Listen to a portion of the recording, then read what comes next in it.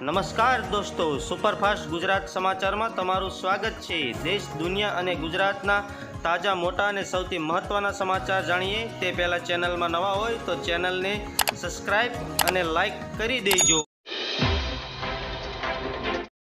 નમસ્કાર મિત્રો, ઉત્તર ભારતમાં ફરી એકવાર હવામાનમાં પલટો આવવાનો છે।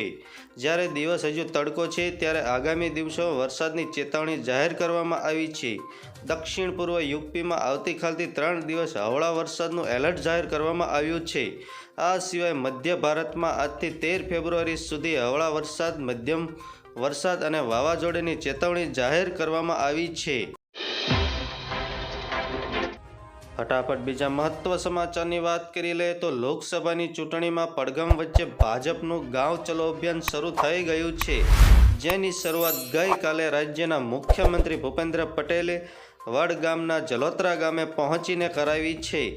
ગઈકાલે જલોત્રા ગામે પહોંચેલા મુખ્યમંત્રી ભૂપેન્દ્ર પટેલે ગામમાં અલગ અલગ મંદિરોના દર્શન કર્યા અને તે બાદ રાત્રે જલોત્રા ગામમાં ખેડૂતના ઘરે રાતવાસો કરી વહેલી સવારથી જ ખેડૂતો સાથે ખાટલા બેઠક યોજી હતી।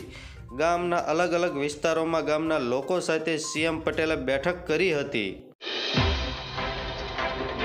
ફેબ્રુઆરી મહિનાની શરૂઆત સાથે જ રાજ્યના ઠંડીનો વધુ એક રાઉન્ડ શરૂ થઈ ગયું છે, જેમાં લઘુત્તમ તાપમાન 2 ડિગ્રી સુધી ઘટાડો નોંધાયો છે। આ સાથે જ ઉત્તર પૂર્વના પવનોને લીધે ઠંડીનું જોર વધ્યું છે। આ દરમિયાન ડીસામાં 12 ડિગ્રી તાપમાન, પાલનપુરમાં 13 ડિગ્રી સુધી તાપમાન પહોંચ્યું છે। હવામાન વિભાગે આગામી 5 દિવસ ગુજરાતનું હવામાન અંગે વાત કરતાં જણાવ્યું છે કે ગુજરાતના દરિયાકાંઠે ઉત્તર પૂર્વના પવન ફૂંકાશે। આ સાથે પવનની ગતિ પ્રતિ કલાકે 30થી 40 કિલોમીટર ઝડપથી રહેવાની શક્યતા છે, તેમજ રાજ્યમાં આગામી 5 દિવસ વાતાવરણ સૂકું રહેશે। વરસાદની કોઈ શક્યતા નથી। અગત્ય સમાચારની વાત કરી લઈએ તો જામનગરમાં મોટી ખાવડી પાસે રિલાયન્સ મોલમાં આગ લાગી હતી, જેમાં રિલાયન્સ મોલના આગ લાગવાનું કારણ અકબંધ છે। વિકરાળ આગ લાગતા ફાયરની ટીમો ઘટના સ્થળે પહોંચી હતી, તેમજ ફાયરની ટીમે આગ પર કાબૂ મેળવવાના પ્રયાસો હાથ ધર્યા હતા। બીજા ફટાફટ મહત્વ સમાચારની વાત કરી લે તો રાહુલ ગાંધીએ ગુરુવારે પ્રધાનમંત્રી નરેન્દ્ર મોદીની જાતિ પર સવાલો ઊભા કર્યા છે। રાહુલ ગાંધીએ દાવો કર્યો છે કે ભાજપે 2000માં તેમના સમુદાયને ઓબીસીનું ટેગ આપ્યું હતું। રાહુલ ગાંધીના આ આરોપ પર ભાજપના સતત વળતા જવાબો આપી રહ્યું છે। હવે તેમના પૂર્વ સાથીએ રાહુલ ગાંધીને ખોટા ગણાવ્યા છે। ગુજરાતમાં કોંગ્રેસ સરકાર દરમિયાન ડેપ્યુટી સીએમ રહી ચૂકેલા નરસિંહ અમીને દાવો કર્યો છે કે નરેન્દ્ર મોદી ઓબીસી ત્યારે થયા હતા જ્યારે તેઓ સીએમ તો દૂર, ધારાસભ્ય પણ નહોતા બન્યા। આગળ બીજા અગત્ય સમાચારની વાત કરી લઈએ તો અમરેલી તેમજ સૌરાષ્ટ્રમાં મોટાભાગના ખેડૂતો ચોમાસું, શિયાળુ અને ઉનાળા તલનું વાવેતર કરતા હોય છે। ચાલુ વર્ષ સૌરાષ્ટ્રના જિલ્લામાં તલના સારા ભાવ મળી રહ્યા છે। તલનો પ્રતિ 20 કિલોના ભાવ અંદાજિત 3000થી 3600 રૂપિયા સુધીનો બોલાઈ રહ્યો છે, જ્યારે રાજકોટ માર્કેટિંગ યાર્ડમાં સફેદ તલ 250થી વધુ બોરીની આવક નોંધાઈ છે, જેનો 2600થી 27 સુધીનો ભાવ રૂપિયામાં બોલાયો છે, જ્યારે કાળા તલનો એવરેજ ભાવ 3000થી 3200 રૂપિયા સુધીનો ભાવ નોંધાયો છે। ફટાફટ બીજા મહત્વ સમાચારની વાત કરી લઈએ તો સુરત શહેરની મહાનગરપાલિકા નાણાકીય વર્ષ 2024-25 ડ્રાફ્ટ બજેટ અને નાણાકીય વર્ષ 23-24ના રિવાઇઝ બજેટને સ્થાયી સમિતિ દ્વારા કેટલાક સુધારા વધારા સાથે મંજૂર કરવામાં આવ્યું છે। નાણાકીય વર્ષ 2024-25 8,718 કરોડના ડ્રાફ્ટ બજેટમાં સ્થાયી સમિતિ દ્વારા 155 કરોડનો વધારો કરવામાં આવ્યો છે, જેમાં નાણાકીય વર્ષ 2024-25ના ડ્રાફ્ટ બજેટમાં 155 કરોડના વધારા સાથે 8,873 કરોડના સુધારા સાથેનું બજેટ મંજૂર કરવામાં આવ્યું છે, જ્યારે 4,121 કરોડ સામે 106 કરોડનો વધારો કરી 4,227 કરોડનું સુધારા સાથેનું કેપિટલ બજેટ મંજૂર કરવામાં આવ્યું છે। રેવન્યુ ખર્ચમાં 4,597 કરોડની જોગવાઈ સામે 49 કરોડનો વધારો કરવામાં આવ્યો છે। સ્થાયી સમિતિ દ્વારા 4,647 કરોડનું રેવન્યુ બજેટ મંજૂર કરવામાં આવ્યું છે।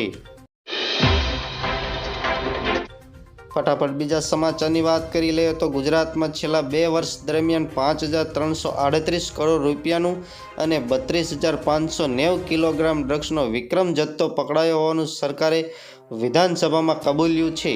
ગુજરાત પોલીસે આંતરરાષ્ટ્રીય ઓપરેશન કર્યા છે અને ડ્રગ્સની હેરાફેરી રોકવા સફળ કામગીરી કરી હોવાનું ગૃહ રાજ્યમંત્રીએ જણાવ્યું છે. વિધાનસભાની પ્રશ્નોત્તરીમાં દ્વારકા અને વડોદરામાંથી પકડાયેલા ડ્રગ્સના પ્રશ્નોને સરકારે આંતરરાષ્ટ્રીય હેરાફેરી રોકવા મોટા ઓપરેશન કર્યાનો દાવો કર્યો છે.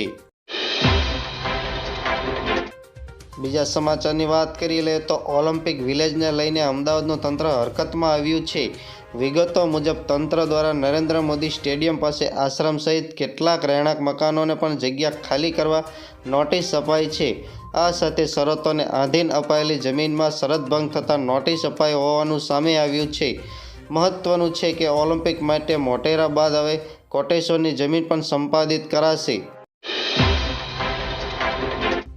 બીજા સમાચારની આગળ વાત કરી લઈએ તો લોકસભાની ચૂંટણીને લઈને સૌથી મોટા સમાચાર સામે આવી રહ્યા છે. ગુજરાતમાં કોંગ્રેસ અને આમ આદમી પાર્ટી વચ્ચે ગઠબંધન થઈ શકે છે. 26 પૈકી 3 બેઠક પર આમ આદમી પાર્ટી અને કોંગ્રેસ વચ્ચે ગઠબંધન થાય તેવી ચર્ચા થઈ રહી છે. ગઈકાલે દિલ્હીમાં મળેલી કોંગ્રેસની સ્ક્રીનિંગ સમિતિ બેઠકમાં આ મુદ્દે ચર્ચા થઈ હોય તેવી શક્યતા છે. બીજા અગત્ય મહત્વ સમાચારની વાત કરી લઈએ તો કેન્દ્ર સરકારે પૂર્વ પ્રધાનમંત્રી ચૌધરી ચરણસિંહ અને નરસિંહ રાવને ભારત રત્ન આપવાની ઘોષણા કરી છે. આ ઉપરાંત MS સ્વામીનાથનને સર્વોચ્ચ સન્માન ભારત રત્ન આપવાની ઘોષણા કરવામાં આવી છે. પ્રધાનમંત્રી નરેન્દ્ર મોદી અંગે એક્સ પોસ્ટ કરીને જાણકારી આપી હતી. આગળ બીજા મહત્વ સમાચારની વાત કરી લે તો દ્વારકામાં સ્ટીલ સ્ટ્રક્ચર સાથે બનેલા દેશનો સૌથી લાંબો બ્રિજ અને આઇકોનિક બનેલા સિગ્નેચર બ્રિજ હવે ટૂંક સમયમાં લોકાર્પણ થઈ જશે. દેશના પ્રધાનમંત્રી નરેન્દ્ર મોદીના હસ્તે આગામી ફેબ્રુઆરીના અંતમાં સિગ્નેચર બ્રિજ લોકાર્પણ કરવામાં આવી શકે છે. આ બ્રિજ માત્ર ગુજરાત નહીં પણ સમગ્ર દેશમાં ઇન્ફ્રાસ્ટ્રક્ચરની દ્રષ્ટિએ લેન્ડમાર્ક બની જશે. આગળ બીજા મહત્વ સમાચારની વાત કરી લઈએ તો ઓખા બેટ દ્વારકા ફેરી સર્વિસ હાલ બંધ કરવામાં આવી છે. દરિયાઈ વિસ્તારમાં ભારે પવન ફૂંકાવાને લઈને તંત્ર દ્વારા ફેરી સર્વિસ બંધ કરવાનો નિર્ણય લેવામાં આવ્યો છે.